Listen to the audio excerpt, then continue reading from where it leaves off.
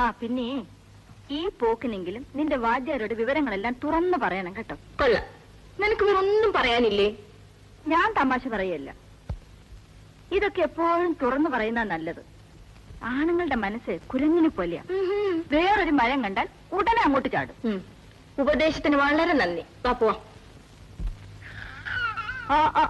എന്റെ മക്കള് കരയല്ലേ, കുട്ടി കരയല്ലടാ. അയ്യോ, ഇത് കുഞ്ഞിന് ഇതെന്താ ചേച്ചി? അതിന് തരാനാ പറഞ്ഞത്.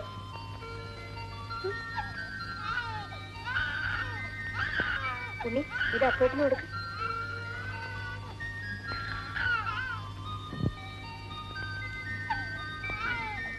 മുണ്ട് മാത്രമേ ഉള്ളൂ, ഷർട്ടൊന്നുമില്ലേ? ഷാപ്പിലത്തേക്കുള്ള വകയായി. അമ്മണി, ഓ എനിക്കിതും വേണ്ട. വേണ്ടെങ്കിൽ കൊടുക്കണ്ട ചേച്ചി.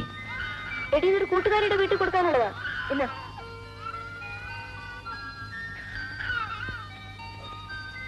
ഉറങ്ങ വെച്ചേ. ഇന്നാ ചേച്ചി. ചേച്ചി എന്തിനാടി ഇതൊക്കെ? ഇത് അച്ഛനാ, ഒരു മുണ്ടും വരികയും.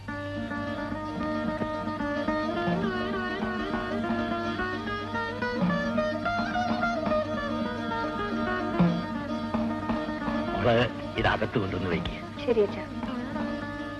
പോയി കുളിച്ച് വല്ലതും കഴിക്കുക.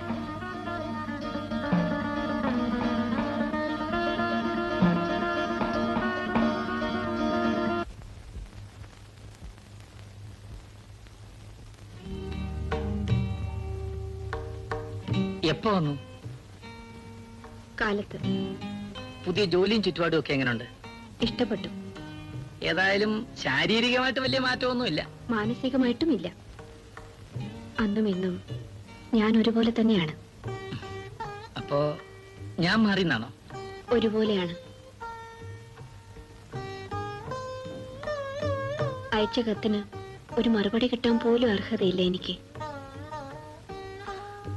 നന്ദിനിയുടെ കത്തുകൾക്ക് ഞാൻ മനഃപൂർവ്വം മറുപടി അയക്കായിരുന്ന നന്ദിനിയെ ഞാൻ സ്നേഹിക്കുന്നു.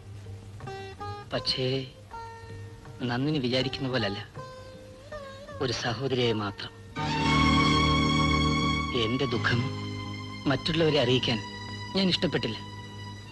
ഞാൻ ചിരിക്കുമ്പോഴൊക്കെ എന്റെ മനസ്സ് കരയുകയായിരുന്നു.